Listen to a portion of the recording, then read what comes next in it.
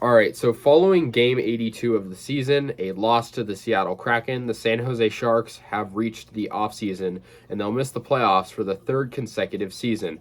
It's pretty disappointing. I mean, to think that the San Jose Sharks were a competitive playoff team just a few years ago to now, missing the playoffs for 3 straight years and having a lot of questions about our future and really just having a disappointing season, it is disappointing as a fan. The Sharks will finish the 2021-2022 season with a record of 32 wins, 37 regulation losses, and 13 overtime losses. And, I think definitely this record shows where the Sharks were. I mean, they finished 6th place in the Pacific, and going into the season, a lot of people were saying, well, okay, the division has changed with the addition of Seattle. The Pacific is one of the weaker divisions. The Sharks maybe could reach a wild card spot or, sneak in the playoffs somehow. And spoiler alert, that didn't happen. The Sharks finished 6th in the division out of the 8 teams. And, I was hopeful. I think, I thought back then maybe the Sharks could sneak in the playoffs, especially considering our division, but that just didn't happen. And we had a lot of changes this year. Obviously, Martin Jones, our goaltender for multiple years. He was gone. We had a bunch of new faces in goal. We had a good draft pick coming into this year, and we got William Eklund. I'm going to talk about all of this. It's time to reflect and review as the season's over and talk about all of these significant things that happened this year.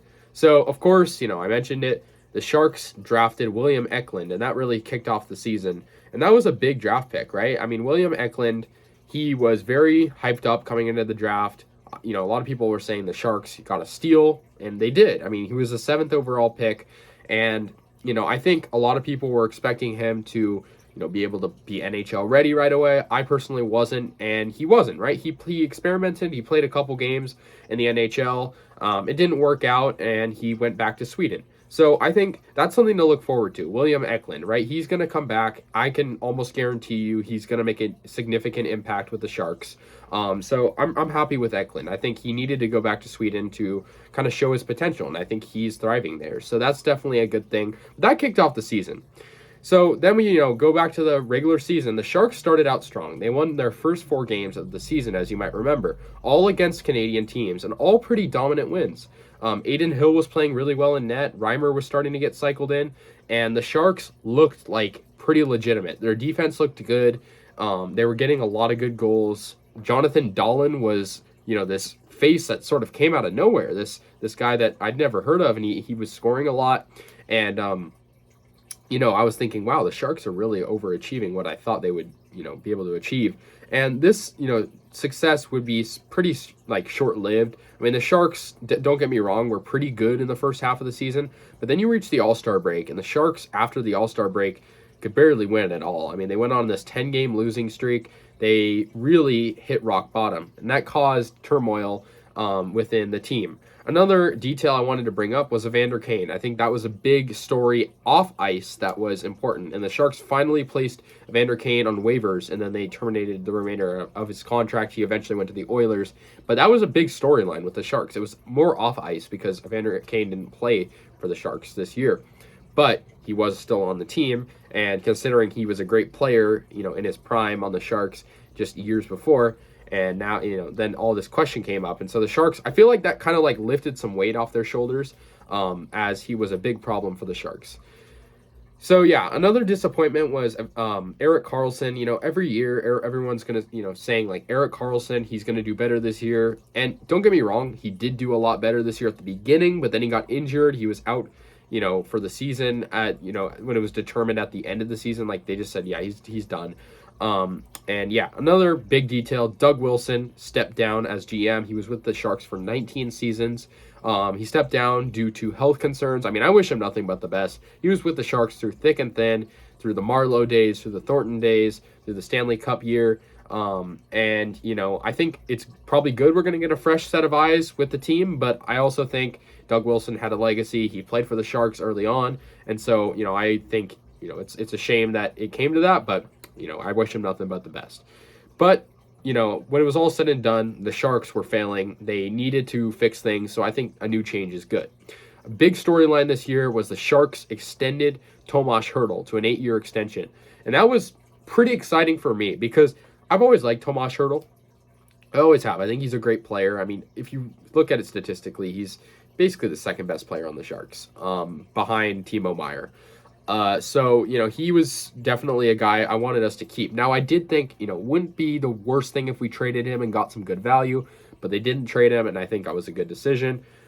The Sharks this year had one All-Star. It was Timo Meyer, like I mentioned. He had the most goals on the team and the most points, the most assists. I mean, he was just all around the best. He had 76 points on 35 goals and 41 assists, followed by Tomas Hertl, like I mentioned, who had 30 goals. So 2 really good seasons for those two.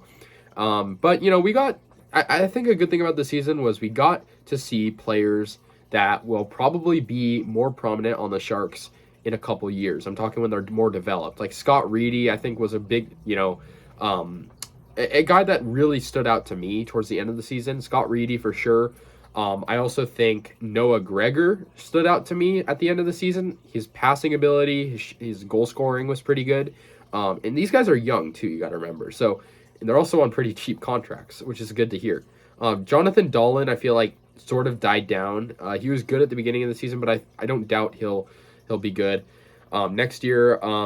And yeah, I mean, other than that, there were some others. But I think a big story as well was the Sharks' goaltending situation. They came into this year with the tandem of Hill and Reimer, and it was working pretty well. Hill started to decline, though. Reimer was emerging as the better goalie. And then Reimer disappears for a while. Hill disappears for a while. And Hill obviously disappeared for a really long time, even leading up to now. And so the Sharks acquired Kaapo Kakkonen, and I think that was honestly a good move. I mean, he definitely exceeded my expectations. Then they get Stalock, who didn't really do anything. So the Sharks had like 4 goalies at one point, and then there's, all these other guys in the minors and whatnot. So the Sharks goalie situation, I feel like next year they're going to have to narrow it down. But, when it was all said and done, the Sharks weren't really able to capitalize in close games, and that was an issue too. And I think the fans were frustrated, right? The attendance was lower this year. And I think the problem is it's like we're kind of moving away from this core. Brent Burns is 36 years old. He didn't really make a big impact. He's also one of the highest paid players on the team. And so I think the Sharks need to sort of make a decision about him going forward. And I think the issue is it's hard to let go of guys we grew up watching and love watching, but I think the Sharks need to focus on this young core. I'm talking the guys I mentioned earlier. I think Eklund is going to make an impact next year. I can almost guarantee it.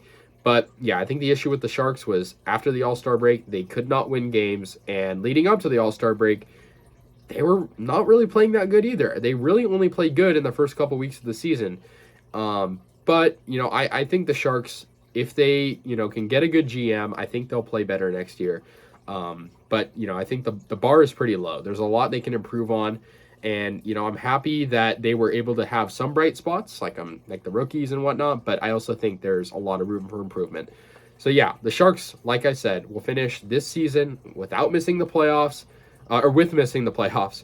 They finished with 77 points, 6th in the Pacific Division, 32, 37, and 13. So anyways, guys, that's the season in review of the San Jose Sharks for 2021-2022. Let me know your thoughts. I'll see you guys later. And yeah, go Sharks.